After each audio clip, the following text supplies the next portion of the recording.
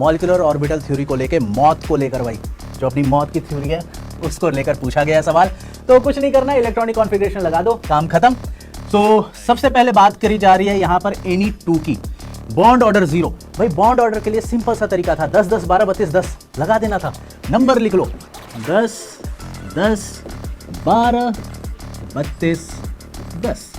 भाई नियॉन कहां पे 20, मैं बाहर यहां पे यार 20, 0 है बॉन्ड ऑर्डर। एकदम सही स्टेटमेंट है ये, जो ऑप्शन है एकदम सही है। Bond order of neon 2 is 0, बिल्कुल। प्रॉब्लम क्या थी, ये आंसर नहीं डालेंगे, क्यों? इनकरेक्ट पूछा था, ठीक है, तो इनकरेक्ट में ध्यान देंगे। तो पहला तो हो गया, बट ये आंसर में नहीं डालना है।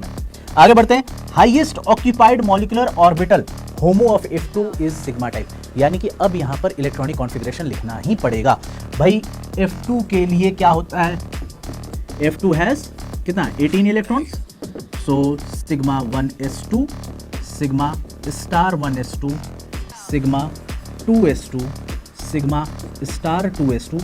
और अब थोड़ा सा डिफरेंट आता है, क्योंकि जो फ्लोरीन का है वो ग्रेटर देन 14 है, तो आपका 1 2 2 1 वाला फॉर्मेट चलेगा, यानी कि पहले सिग्मा 2pz2 ले आओगे, फिर पाई वाले आएंगे।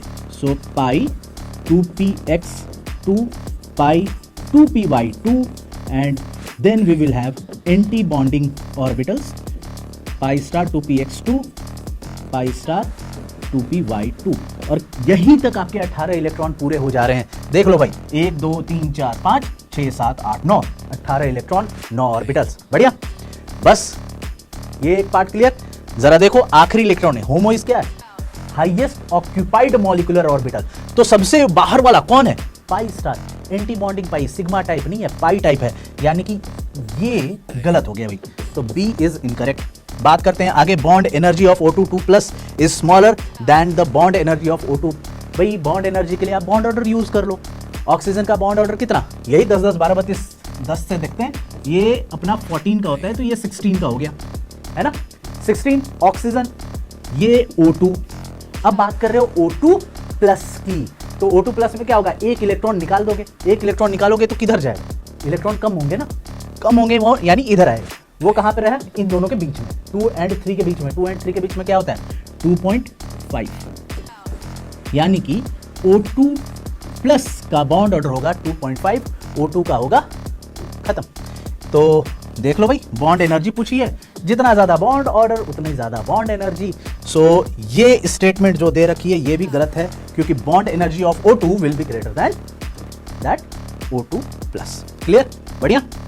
चलो भाई, इनकरेक्ट था भाई, मेरा भी गलत हो गया भाई, इनकरेक्ट ही पूछा, ये ध्यान देना, करेक्ट स्टेटमेंट पूछा था। कैसे बात कर रहे हो यार, पेपर से, अब ये मेमोरी बेस नहीं चल रहा, ये ओरिजिनल पेपर चल रहा है, इनकरेक्ट ही आया हुआ है पेपर में। देखते हैं आगे, डी की बात करते हैं। डी भी बढ़िया है। डी में बोला जा रहा है bond length of Li2 is larger than the bond length of B2। भाई ऐसे केस में सबसे पहला हमारा इंस्ट्रक्शन होता है कि आप बॉन्ड ऑर्डर देखो, बॉन्ड ऑर्डर के बेसिस पे आंसर दे देंगे। तो देख लो भाई, Li2 लिथियम 2 यानी 6 है ना, 3 होता है लिथियम में, Li2 मतलब 6 तो 2 4 6, ये हो गया 1 बॉन्ड ऑर्डर आ गया। आगे बढ़ जाते हैं, B2 कितना 10, ये 6 हो गया, ये 8 और ये 10 के लिए भी बॉन्ड ऑर्डर 1 हो गया, यानी बॉन्ड ऑर्डर से आंसर नहीं है। अब आप चेक कर सकते हो क्या, bonding and anti bonding orbitals, लेकिन वो भी आपको सेम ही मिलने वाला है, क्योंकि अब अगर देखोगे तो 6 तक यहीं तक आएगा, सिग्मा में आया, और जब आप 10 पे जाओगे तो उस केस में ये 8 और अगला वाला पाई वाला आएगा, यहाँ पर पाई वाला आएगा, वो भी बॉन्डिंग ऑर्बिटल्स नहीं है, यानी उसके बेसिस पे भी आप बात नहीं कर पाओगे बॉन्ड लेंथ की। तो आप एक काम करो ना, एटम का साइज देख लो। हम जानते हैं ना, लेफ्ट से राइट जब मूव करते हैं पीरियोडिक टेबल में साइज डिक्रीज होता है, लिथियम का साइज बड़ा है, बोरॉन का साइज छोटा है, बॉन्ड लेंथ छोटा होगा यार, यानी कि bond length of Li2 is larger than bond length of B2। एकदम सही स्टेटमेंट है, और इसको ना डेटा के बेसिस पे भी कर सकते हो। B2 का 270 के आसपास होता है, 260 270 के आसपास।